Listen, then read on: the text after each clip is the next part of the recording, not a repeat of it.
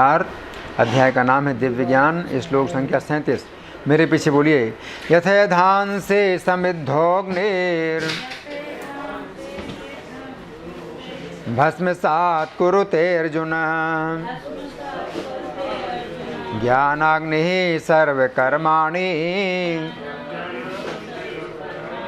भस्मसात् कुरुते तथा। अनुवाद मेरे पीछे बोलिए।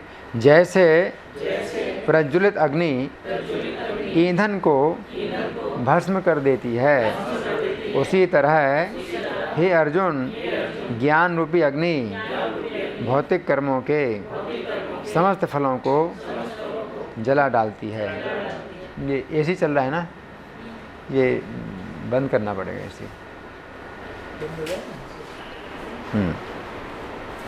तो इस श्लोक को समझेंगे भगवान यहाँ पर क्या कह रहे हैं। यथा ईंधांसी, ईंधांसी माने ईंधनों को। तो कई प्रकार के ईंधन होते हैं, है ना। कई प्रकार के ईंधन हैं, जैसे लकड़ियाँ हैं तो कई प्रकार की लकड़ियाँ हैं, है ना। तो कई प्रकार की लकड़ियाँ इकट्ठी जैसे ढेर में हो, है ना। तो जो समिद्ध अग्नि है, समिद्ध अग्नि का मतलब है जो प्रज्वलित हो। एक तो आग होती है जो जलाई जाती है, अभी जला रहे हैं, लेकिन एक आग है जो पहले से प्रज्वलित है। तो अगर पहले से प्रज्वलित आग है तो अग्नि जो है वो अग्नि ईंधन के ढेर को भस्मसात कर देती है। तो उसी प्रकार ज्ञान की अग्नि भी प्रज्वलित है, प्रज्वलित ज्ञान की अग्नि। जब ज्ञान जो है हमारा परिपक्व हो जाए, कृष्ण भावनामृत का ज्ञान परिपक्व हो जाए, सर्वकर्माणि भस्मसात, समस्त कर्मों को भस्मसात कर देता है। तो यथा से श्लोक प्रारंभ होता है और तथा पर श्लोक समाप्त होता है। यथा का मतलब जिस प्रकार और तथा का मतलब उसी प्रकार, है ना। तो यहाँ बात पूरी हो गई। जिस प्रकार ईंधनों को प्रज्वलित अग्नि भस्मसात कर देती है, उसी प्रकार से ज्ञान की अग्नि समस्त कर्मों को भस्मसात कर देती है ना। अब हम सुनेंगे प्रभुपाद तात्पर्य में क्या लिखते हैं। श्रील प्रभुपाद की। आत्मा तथा परमात्मा संबंधी पूर्ण ज्ञान तथा उनके संबंध की तुलना यहाँ अग्नि से की गई है। तो ये पूर्ण ज्ञान का मतलब क्या है। पूर्ण ज्ञान का मतलब है कि हमारा जो है भगवान के साथ में जो संबंध है, जो व्यवहारिक संबंध है, वो अगर हमें अनुभव हो जाए, हमारी अनुभूति में वो ज्ञान जब आ जाए तो उसे कहते हैं पूर्ण ज्ञान। अनुभूति हो जाए हमें कि मैं भोगता नहीं हूँ, मैं नियंता नहीं हूँ, कृष्ण ही भोगता है, कृष्ण ही नियंता है, कृष्ण ही मेरी रक्षा करने वाले हैं, मैं कृष्ण के द्वारा सुरक्षित, मुझे कृष्ण की सुरक्षा प्राप्त करनी है, मुझे कृष्ण की सेवा प्राप्त करनी है। तो ये जो ज्ञान है, अनुभव हो जाए अगर, तो ये फिर कैसा है, ये प्रज्वलित आग के समान है। तो यहाँ पर ऊपर लिखते हैं कि यहाँ अग्नि से की गई है उस संबंध की तुलना। और अग्नि कैसी अग्नि? समृद्ध अग्नि। समृद्ध का मतलब प्रज्वलित अग्नि, है ना। एक आग होती है कि आप जला रहे हैं और जो जल नहीं रही है, धुआं निकल रहा है, एक तो वो, तो उससे ईंधन नहीं जलेगा। लेकिन एक प्रज्वलित आग होती है, बहुत आग जो है जो प्रज्वलित हो रही हो, तो उसमें सब जितने भी ईंधन हैं सब नष्ट हो जाएंगे, मतलब भस्मसात हो जाएंगे। तो आगे प्रभुपाद लिखते हैं, ये अग्नि ना केवल समस्त पाप कर्मों के फलों को जला देती है, अपितु पुण्य कर्मों के फलों को भी भस्मसात करने वाली है ना। तो यहाँ पर सर्वकर्माणी, भगवान के सर्वकर्माणी, तो सर्वकर्माणी का मतलब केवल पाप कर्म नहीं है, बल्कि पुण्य कर्म भी। तो भौतिक संसार में हमने जो है जो किए हैं पहले से, तो बहुत से पाप कर्म भी हुए हैं और बहुत से पुण्य कर्म भी हुए हैं, है ना। तो ये केवल पापों को ही भस्म नहीं करती ये अग्नि, ये पुण्यों को भी भस्म करती है। क्योंकि ये पुण्य भी जो है हमारे अज्ञान से ही हुए हैं। हमने अज्ञान से ही पुण्य किए हैं कि इस भौतिक संसार में हमें सुख भोगना है, इस भौतिक संसार में सुख है। तो इस अज्ञान में हमने जो पुण्य किए हैं तो वो भी हमें बंधनकारी हैं। इस भौतिक संसार में हमको रहना पड़ेगा, है ना। जबकि भौतिक संसार रहने लायक नहीं है। ये भौतिक संसार एक जेल खाना है। तो जेल खाने के अंदर अगर प्रथम श्रेणी हो जेल खाने में या तीसरी श्रेणी हो, लेकिन जेल खाना क्या है? जेल खाना ही है। तो पुण्य कर्मों से भी आप इस भौतिक संसार में रहेंगे तो मान लीजिए कि वो प्रथम श्रेणी का जेल खाना हो गया, तो क्या रहना चाहेंगे आप? नहीं रहना चाहेंगे, है ना। तो ज्ञान की जो अग्नि है ये आपके समस्त कर्मों को भस्म कर देगी, जो आपको इस भौतिक संसार में बांधेंगे। दोनों प्रकार के कर्म आपको बांधने वाले हैं, है ना। फिर सामान्य व्यक्ति के लिए जेल के अंदर जो है उसके लिए बड़ा अंतर है। भाई मैं 3rd क्लास जेल में हूँ, आप 1st क्लास जेल में हैं, ओहो आप बड़े सुखी हैं। तो 3rd क्लास जेल में कितना यातना मिलती है, 1st क्लास जेल में न्यूज़पेपर है, रेडियो है, मोबाइल है, सब मिलता है, AC मिलता है, सब कुछ मिलता है ना। लेकिन जिस व्यक्ति को पता चल गया कि जेल के बाहर का जीवन कितना सुखद है, तो वो फिर 1st क्लास जेल और 3rd क्लास जेल सब क्या है? जेल का ही तो एरिया है, मुझे इससे बाहर निकलना है ना। तो वो ज्ञान है।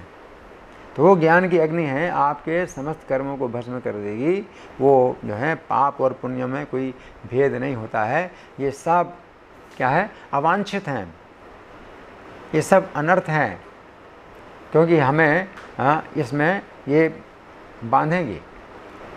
अगर केवल पुण्य ही समाप्त हो गए और पाप समाप्त हो गए और पुण्य बचे, है ना, तो पुण्य को भोगने के लिए हमें यहाँ रहना पड़ेगा। तो 1st क्लास जेल में आप रहेंगे, तो क्या आप चाहेंगे कि 1st क्लास जेल में आप रहें? आप चाहेंगे कि निकले बाहर, अपने घर जाएं। तो भगवान का जो धाम है वो अपना घर है, वहाँ का जो जीवन है वो अलग है ना। तो इसलिए यहाँ पर प्रभुपाद लिखते हैं कि ये अग्नि न केवल समस्त पाप कर्मों के फलों को जला देती है, अभी तो पुण्य कर्मों के फलों को भी भस्मसात करने वाली है। कर्म फल की कई अवस्थाएं हैं, शुभारंभ, बीज, संचित आदि। तो कर्म फल की कई अवस्थाएं हैं। एक तो शुभारंभ होता है, कोई कर्म है आपने आरंभ किया है और फिर वो आगे चल कर के बीज रूप में बदलता है। उसके बाद फिर जो है संचित हो जाते हैं, वो कर्म आपके जो है खाते में लिखे हुए हैं, और वो संचित आपके कई जन्मों के कर्म हैं जो संचित हैं, जिनको भोगने के लिए आपको करोड़ों करोड़ों जन्म लगेंगे। मनुष्य जीवन में आपके जो कर्म हैं वो इतने बन जाते हैं कि जिनको भोगने के लिए करोड़ों करोड़ों जन्म आपको लगेंगे। उन संचित कर्मों में से कुछ कर्म हैं, थोड़ा सा हिस्सा है जो कि इस जीवन में आपके लिए निश्चित हुआ है कि भाई आपको भोगना है। लेकिन जो संचित है उसका तो जो है इतना बड़ा भंडार है कि आप कल्पना नहीं कर सकते ना। और वो ज्ञान की अग्नि जो है वो सब जो है भस्म कर देगी। ज्ञान की अग्नि वो सब भस्म कर देगी और आपको पता भी नहीं चलेगा। लेकिन कितनी बड़ी रक्षा होती है ज्ञान के द्वारा, कितनी बड़ी रक्षा होती है आप सोच भी नहीं सकते, है ना। तो यहाँ प्रभुपाद लिखते हैं किंतु जीव को स्वरूप का ज्ञान होने पर सब कुछ भस्म हो जाता है, चाहे वो पूर्ववर्ती हो या परवर्ती। पूर्ववर्ती मतलब पहले के कर्म हैं जो संचित हैं, और आगे के जो कर्म बनेंगे तो वो भी भस्म होते जाएंगे। ज्ञान की अग्नि उन सब कर्मों को भस्म करती जाएगी। आप जो कुछ भी करते जाते हैं वो भस्म होते जाएंगे, वो कुछ भी रहेंगे नहीं। आगे वेदों में बृहदारण्यक उपनिषद 4:4-22 कहा गया है, उभे ओह वैस एते तरत अमृतः साधु साधुनी। मनुष्य पाप तथा पुण्य दोनों ही प्रकार के कर्म फलों को जीत लेता है। यहाँ प्रभुपाद का तात्पर्य समाप्त हुआ। अब इस श्लोक पर जो श्री भगवान ने कहा में व्याख्या है, ये बहुत लंबी व्याख्या है, उसमें से मैं कुछ बातें सुनाऊंगा। तो पिछले श्लोक में जो हमने पढ़ा था, तो ज्ञान की तुलना उसमें हुई थी किसके द्वारा? जहाज के द्वारा, नौका, जहाज के द्वारा, जहाज से तुलना हुई थी। और पापों की जो तुलना है वो हुई थी समुद्र से, और ये कहा गया था कि जिस प्रकार व्यक्ति जलयान में बैठकर किसी समुद्र को पार करता है, उसी प्रकार ज्ञान रूपी जलयान की सहायता से हम पाप रूपी समुद्र को पार कर सकते हैं।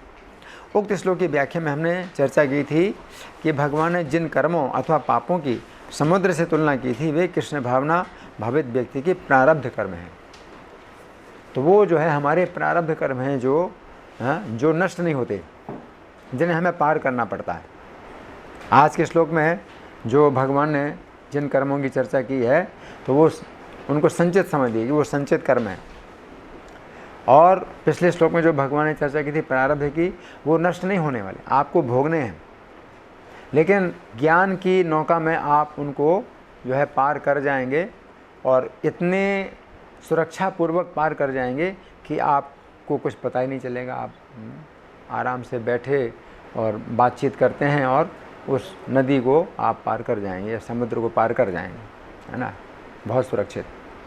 तो वो नष्ट नहीं होते, वो आपको भोगने पड़ते हैं, लेकिन आप कृष्ण भावनामृत की नौका में, ज्ञान की नौका में आप बड़ी आसानी से उनको पार कर जाएंगे, है ना।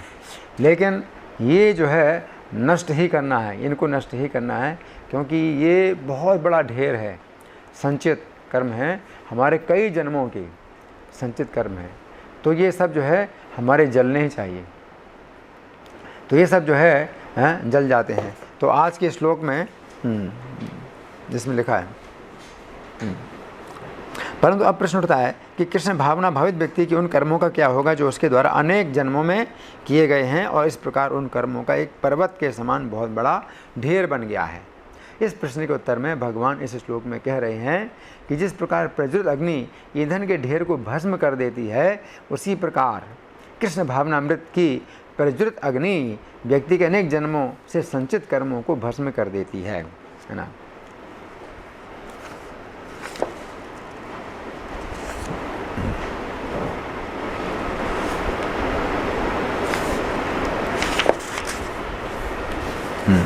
देखो प्रभुपाद इसमें बताते हैं अच्छे कर्म भी बाधक हैं। यहाँ पर भगवान कहते हैं कि ज्ञान की अग्नि हमारे अच्छे तथा बुरे सभी प्रकार के कर्मों को भस्म कर देती है। अब यहाँ पर प्रश्न उठता है कि अच्छे कर्मों का भस्म होना तो अच्छी बात नहीं है, ज्ञान की अग्नि के द्वारा अच्छे कर्म क्यों भस्म हो जाते हैं। इस संबंध में दिनांक 21 अगस्त 1966 को न्यूयॉर्क में इस श्लोक पर प्रवचन देते हुए श्रील प्रभुपाद ने कहा था, सर्वकर्माणि अर्थात आपके कर्मों के सभी फल भस्म हो जाएंगे, क्योंकि हमारे कर्मों के फल हमारे बंधन के कारण हैं। अच्छे कर्म होते हैं तथा बुरे कर्म भी होते हैं। यहाँ पर कहा गया है सर्वकर्माणि। सर्वकर्माणि का अर्थ है कि चाहे अच्छे कर्म हो और चाहे बुरे कर्म के फल होते हैं तथा अच्छे कर्म के भी फल होते हैं। परंतु जो व्यक्ति इस भौतिक जगत में मुक्त होना चाहता है, इस भौतिक जगत से मुक्त होना चाहता है, उसके लिए अच्छे कर्म तथा बुरे कर्म दोनों ही बंधनकारी हैं। हमें अच्छे कर्मों के फलों की भी आवश्यकता नहीं है। जो लोग सत्व गुण में होते हैं वे भौतिक गणना के अनुसार कुछ अच्छे कर्म करना चाहते हैं, और जो लोग रजोगुण तथा तमोगुण में होते हैं वे बुरे कर्म करते हैं। परंतु जो लोग कृष्ण भावना भावित हैं उन्हें ना तो अच्छे कर्मों की आवश्यकता है और ना बुरे कर्मों की। आप चाहें अच्छे कर्मों का फल भोगें और चाहे बुरे कर्मों का फल भोगें, ये आपका भौतिक बंधन है। अच्छे कर्मों से हमें अच्छे परिवार में तथा अच्छे स्थान में जन्म मिलता है, और बुरे कर्मों से हमें पशु जगत में अथवा निर्धन परिवार में जन्म मिल सकता है। और ये अच्छे और बुरे कर्मों की वैदिक गणना है। परंतु जो व्यक्ति कृष्ण भावना भावित बनने जा रहा है उसे ना तो अच्छे कर्मों की आवश्यकता है ना ही बुरे कर्मों की आवश्यकता है, क्योंकि वो बंधन ही नहीं चाहता है। मान लीजिए कि मैं अत्यंत सम्मानित तथा धनी परिवार में जन्म लेता हूँ, तो इसका अर्थ ये नहीं है कि मैं भौतिक कष्टों से मुक्त हो रहा हूँ। अभी हम लोग यहाँ पर बैठे हैं, आप लोगों में से कुछ लोग अच्छी स्थिति में हैं, आप में से कुछ धनी परिवार से हैं और कुछ लोग मध्यम परिवार से हो सकते हैं। परंतु इस दिन का तापमान तो बराबर है।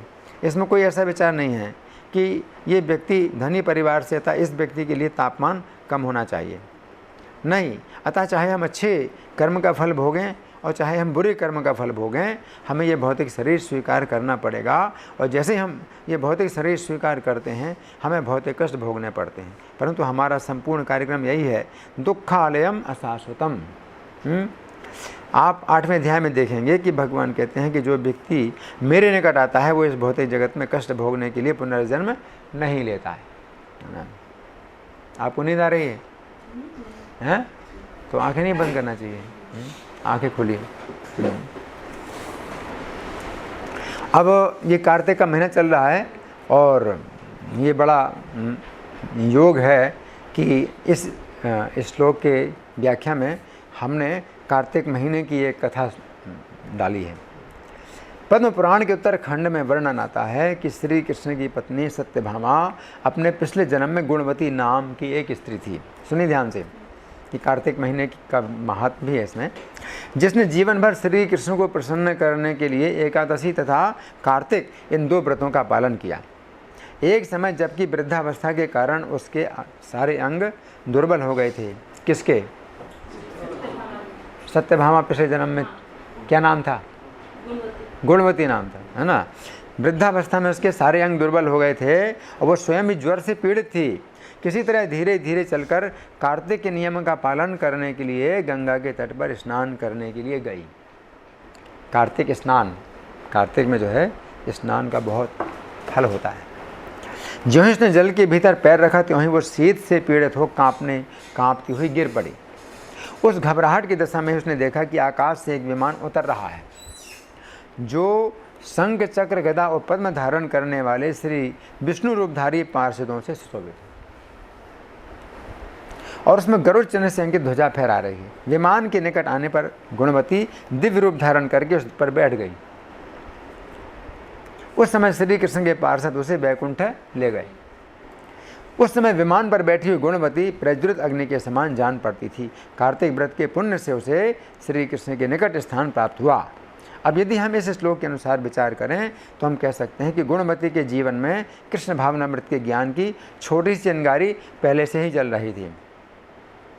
सुनिए ध्यान से, गुणवती के जीवन में कृष्ण भावनामृत के ज्ञान की छोटी सी चिंगारी पहले से ही जल रही थी, परंतु कार्तिक तथा एकादशी इन 2 व्रतों का पालन रूपी क्रिया ने उस अग्नि में पेट्रोल का काम किया। छोटी सी आग हो और पेट्रोल का संपर्क मिल जाए तो क्या होगा? प्रज्वलित हो जाएगी। जिस प्रकार किसी ईंधन के ढेर में यदि कोई छोटी सी चिंगारी हो तथा उसके ऊपर पेट्रोल पड़ जाए तो वह चिंगारी प्रज्वलित अग्नि बनकर संपूर्ण ईंधन के ढेर को भस्म कर देती है। उसी प्रकार गुणवती की चेतना में कृष्ण भावनामृत के ज्ञान की एक छोटी सी चिंगारी पहले से ही थी, परंतु कार्तिक तथा एकादशी के व्रतों का कठोरता से पालन की क्रिया रूपी पेट्रोल ने उस चिंगारी को ज्ञान की प्रज्वलित अग्नि के रूप में परिणत कर दिया तथा इस प्रकार उसके असंख्य जन्मों के कर्मों रूपी ईंधन का विशाल पर्वत क्षण भर में भस्म हो गया। ये घटना जो है मतलब उसी समय हुई, है ना। तथा वो विमान में बैठकर वैकुंठ चली गई, है ना। तो उसने क्या किया कि नियम को नहीं तोड़ा, जबकि शरीर छोड़ गया, है। उसने शरीर छोड़ दिया, ये नियम नहीं तोड़ा। तो ये नियम का महत्व जब इतना अधिक उसने दिया तो वो क्या होगा, एक पेट्रोल का काम किया। और कृष्ण भावनामृत की चिंगारी उसके अंदर थी ही पहले से, है ना। तो एकदम से क्या हुआ कि वो ईंधन का पहाड़ जो है सब जल गया। ये ज्ञान की अग्नि हमारे भौतिक कर्मों को ही जलाती है। हम जानते हैं कि सामान्य अग्नि में एक बहुत बड़ा खतरा ये है कि यदि इस अग्नि को किसी स्थान में जलाया जाता है तो ये अग्नि उस स्थान की प्रत्येक वस्तु को जला देती है, और यदि हम सावधान न रहें तो ये अग्नि हमारे हाथ को अथवा हमारे शरीर को भी जला सकती है। सुनिए ध्यान से, ये बड़ा जो है गहरी बात है ये। तो इस सामान्य अग्नि में ये बहुत बड़ा दोष है ना, कि आप कोई चीज़ जलाना चाहते हैं उसके साथ में और भी चीज़ें जलेंगी। ज्ञान की अग्नि, परंतु ज्ञान की अग्नि में ऐसी बात नहीं है। ज्ञान की अग्नि केवल हमारे उन कर्मों को ही जलाती है जो हमें इस संसार में शुभ तथा अशुभ के बंधन से बांधते हैं। सामान्य अग्नि का प्रयोग करते समय हमें ध्यान रखना पड़ता है कि जिस वस्तु को हम जलाना चाहते हैं उसी वस्तु को हम अग्नि के संपर्क में लाते हैं, तथा हम जिस वस्तु को जलाना नहीं चाहते हैं उस वस्तु को अग्नि से दूर रखते हैं। परंतु ज्ञान की अग्नि में ऐसा खतरा नहीं है। ये ज्ञान की अग्नि हमारे भौतिक कर्मों को ही जलाती है जिनके नष्ट होने में हमारा लाभ है। अब एक तुलना तो हमने की है साधारण आग से ज्ञान की अग्नि। अब दूसरी तुलना है वैश्वानर अग्नि से। ज्ञान की अग्नि की तुलना वैश्वानर अग्नि। वैश्वानर अग्नि जानते क्या है? हमारे पेट में है, जो भोजन को पचाती है। जिस प्रकार ज्ञान की अग्नि का ईंधन केवल भौतिक कर्म है, उसी प्रकार गीता 15-14 में भगवान एक दूसरी प्रकार की अग्नि का वर्णन करते हैं जो संपूर्ण प्राणियों के शरीर में स्थित वैश्वानर अग्नि है। इस वैश्वानर अग्नि का ईंधन खाया हुआ भोजन है, अन्य कुछ नहीं। यदि ये वैश्वानर अग्नि सामान्य अग्नि की तरह सब कुछ जलाती तो ये हमारे पेट को भी जला देती। आप सुन रहे हैं? परंतु इस वैश्वानर अग्नि में एक बहुत बड़ा आश्चर्य यह है कि ये अग्नि पेट में पहुंचे हुए भोजन को ही जलाती है, पेट को नहीं जलाती है। इस प्रकार हमें समझना चाहिए कि दो प्रकार की अग्नियां अत्यंत विशिष्ट हैं। एक प्रकार की अग्नि है ज्ञान की अग्नि जो केवल हमारे भौतिक कर्मों को ही जलाती है, तथा दूसरी प्रकार की अग्नि है वैश्वानर अग्नि जो हमारे पेट में स्थित केवल भोजन को ही पचाती है। ये दोनों प्रकार की अग्नि हमारे लिए लाभदायक हैं। वैश्वानर अग्नि के द्वारा भोजन ठीक से पचने के कारण हमारा भौतिक शरीर स्वस्थ रहता है, तथा ज्ञान की अग्नि के द्वारा पापों के नष्ट होने के कारण हमारा आध्यात्मिक शरीर स्वस्थ रहता है। इस श्लोक के बंगाली पद्यानुवाद में श्रील प्रभुपाद लिखते हैं, प्रभुपाद ने प्रत्येक श्लोक का जो है बंगाली पद्य भी बनाया है ना। तो बंगाली में प्रभुपाद ने इस श्लोक को जो है पद्य बनाया है। प्रबल अग्नि ते यथा काष्ठ भस्म सात, ज्ञान अग्नि ज्वलिले पाप सकल निपात। तो यहाँ पर श्रील प्रभुपाद के शब्दों में भगवान कह रहे हैं ज्ञानाग्नि ज्वलिले पाप सकल निपात, अर्थात ज्ञान की अग्नि के प्रज्वलित होने पर संपूर्ण पापों का विनाश हो जाता है। स्कंद पुराण में लिखा है यदि गोविंद नाम का उच्चारण भक्तिपूर्वक किया जाए अथवा भक्ति रहित किया जाए, ये नाम समस्त पापों को उसी प्रकार भस्म कर देता है जिस प्रकार प्रलय काल की अग्नि सब कुछ भस्म कर देती है। अब यदि हम इस श्लोक पर विचार करें कि ज्ञान की अग्नि पापों को भस्म करती है, तो इन दोनों बातों को मिलाकर जो बात बनती है वो इस प्रकार है। यदि श्री कृष्ण के नामों का उच्चारण अपराध रहित अवस्था में किया जाए तो नाम उच्चारण कृष्ण भावनामृत के ज्ञान की अग्नि को उसी प्रकार प्रज्वलित कर देता है जिस प्रकार पेट्रोल अग्नि को प्रज्वलित कर देता है। कृष्ण के नाम का उच्चारण अगर अपराध रहित हो तो ये क्या काम करेगा? पेट्रोल का, है ना। और कृष्ण भावना अग्नि को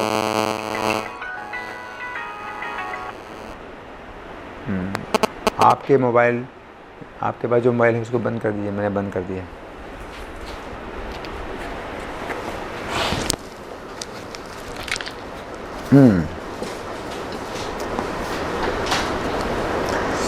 अगर नाम का उच्चारण अपराध रहित हो, इसे बोलते हैं नामाभास, हैं, तो वो नाम का उच्चारण जो है पेट्रोल का काम करता है। जिस प्रकार पेट्रोल अग्नि को प्रज्वलित कर देता है, उसी प्रकार ये नाम उच्चारण कृष्ण भावनामृत के ज्ञान की अग्नि को प्रज्वलित कर देता है। अतः श्रील प्रभुपाद ने गीता तथा श्रीमद् भागवत के श्लोकों पर तात्पर्य प्रदान करके संपूर्ण विश्व में कृष्ण भावनामृत के ज्ञान रूपी अग्नि की स्थापना की तथा इस अग्नि को प्रदीप्त करने के लिए हरे कृष्ण महामंत्र के कीर्तन रूपी पेट्रोल की भी स्थापना की है। तो हमें दोनों चीज़ें चाहिए, है ना।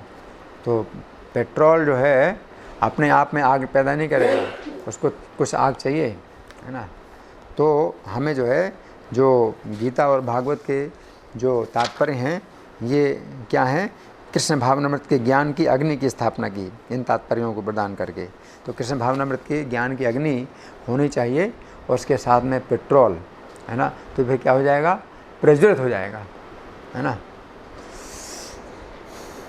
इस प्रकार इन दोनों के संयोग से संपूर्ण विश्व के पापों तथा अमंगलों का विनाश करके उन्होंने इस पृथ्वी की रक्षा की।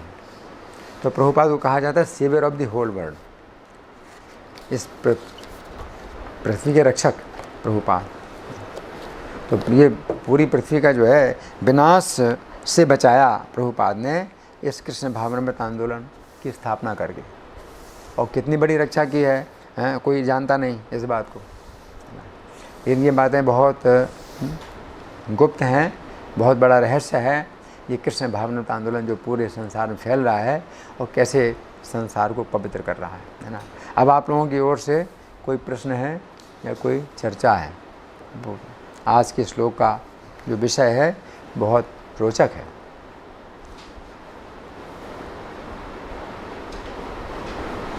मैं प्रश्न करूं? मैं प्रश्न करूँ, आपका प्रश्न? हाँ, कृष्ण भावनामृत जो ये प्रोग्रेस होता है, ये एक ही जन्म में होता है या और कई जन्म में होता है इसका? ये इसको ऐसे समझना चाहिए कि अगर कोई व्यक्ति कृष्ण भावनामृत में जल्दी आगे बढ़ रहा है तो इसका मतलब है कि उसको पिछले जन्म का संस्कार प्राप्त हुआ है। क्योंकि गीता में भगवान ये कहते हैं कि पिछले जन्म में आपने कृष्ण भावनामृत का जितना अभ्यास किया है तो वो आपका सुरक्षित रहता है, और जितने बिंदु तक आपने वो अभ्यास किया है तो इस जीवन में आपको फिर उस बिंदु तक पहले से प्राप्त हो जाता है वो संस्कार, और आप आगे बढ़ते हैं। तो कुछ लोग जो है शुरू में ही 16 माला जप करने लगते हैं, पहले दिन से ही 16 माला जप करने लगते हैं, और कुछ लोगों को 16 माला जप पहुँचने में कई दिन लगते हैं, कई साल लगते हैं, है ना। तो ये सब जो है पिछले जन्म के कारण भी होता है। पिछले जन्म के कारण आपके जो है संस्कार तत्रतम बुद्धि संयोगम लभते पौर्व देहिकम, है ना, क्योंकि ये नष्ट नहीं होता है। तो पिछले जीवन में आपका अगर पूरा नहीं हुआ तो आप ऐसे परिवार में जन्म लेते हैं जहां आपको वो अवसर मिलेगा और आपका जो है उस विषय में झुकाव भी होगा। तो ये होता है कि बचपन से ही कुछ लोगों का झुकाव होता है इसी दिशा में, उसी परिवार में पैदा हुए हैं, लेकिन कोई बच्चा है उसका झुकाव होता है आध्यात्म की ओर और किसी का झुकाव नहीं होता, है ना। तो पिछले जन्म के कारण होता है ना। नेहाभिक्रम नाशोस्ति प्रत्यवायो न वेदते, इसके आरंभ का नाश नहीं है ना। तो इसमें यही फायदा है? नहीं तो आप सोचेंगे भाई हम क्यों शुरू करें, अगर इस जीवन में अगर पूरा नहीं हुआ तो फिर हमें शुरू से गिनती गिननी पड़ेगी, सब बेकार हो जाएगा। जैसे परीक्षा में क्या होता है, एग्ज़ाम में अगर आप पास हो गए तो हो गए, तो फिर पूरा साल फिर आपको लगेगा, है ना। लेकिन ये भगवान का जो मार्किंग सिस्टम है ये इतना बढ़िया है, ऐसा कहीं नहीं है, ऐसा कहीं नहीं है। आपने जितने नंबर पाए हैं तो आप पास नहीं हुए, लेकिन वो नंबर आपके सुरक्षित हैं, और नंबर के लिए करो, है ना। तो ये जो है भगवान की बहुत उदारता है। तो इसलिए कोई चिंता की बात नहीं है। हालांकि ज़्यादा अच्छा ये है कि भाई इस जीवन में ही पूरा करो, क्यों हम अगले जन्म का कष्ट भोगें, क्योंकि गर्भ में भी निवास करने का असीमित कष्ट है। वो भी एक विचार है। लेकिन दूसरा विचार ये भी है कि अगर आपका पूरा नहीं हो पाया तो ये आपने इस जीवन काल में जितना अभ्यास किया है तो वो व्यर्थ नहीं जाएगा, आपको वो मिल जाएगा।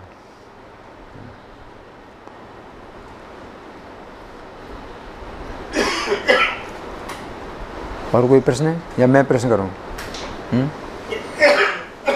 मैं प्रश्न करूं? ठीक है, मैं प्रश्न कर रहा हूं। तो हमने अभी तक चर्चा की थी कार्तिक के महीने में जो गुणवती थी वो 2 प्रकार के व्रत करती थी जो विष्णु को प्रसन्न करने के लिए। 2 प्रकार के व्रत कौन कौन से? हाँ बोलिए। हाँ, ये विष्णु को प्रसन्न करने के लिए व्रत हैं जो वैष्णव लोग करते हैं। हम लोग वैष्णव हैं तो हम लोग वैष्णव के व्रत करते हैं, है ना। एकादशी का व्रत और कार्तिक का व्रत। इसके अलावा और भी हैं, जैसे जन्माष्टमी है, रामनवमी, है ना, नरसिंह चतुर्दशी। तो ये सब जो है वैष्णव व्रत हैं, है ना। तो उसने जीवन भर पालन किया है, इसका जीवन भर पालन किया, है ना।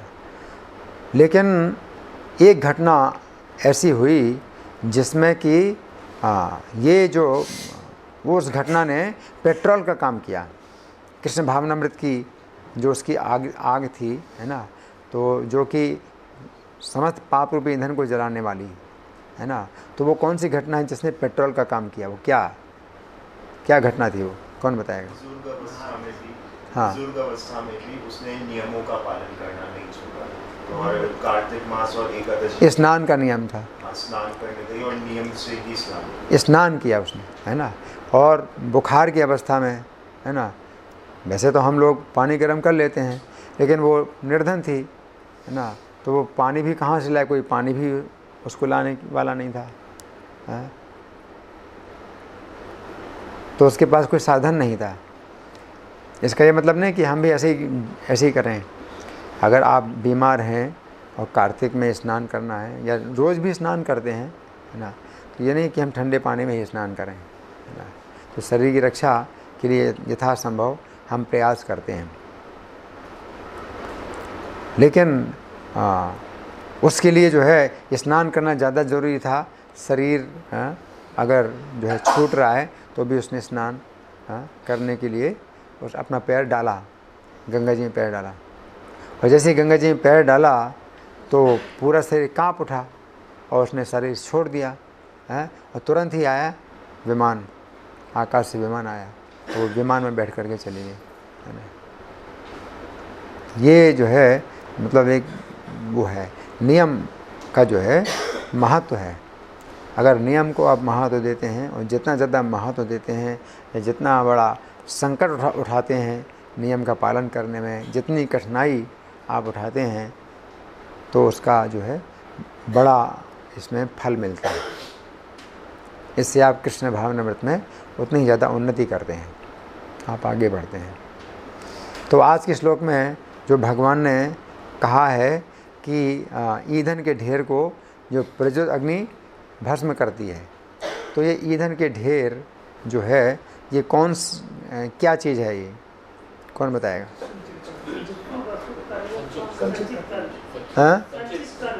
संचित कर्म। हाँ, संचित कर्म। संचित कर्म किस समय का किया हुआ है?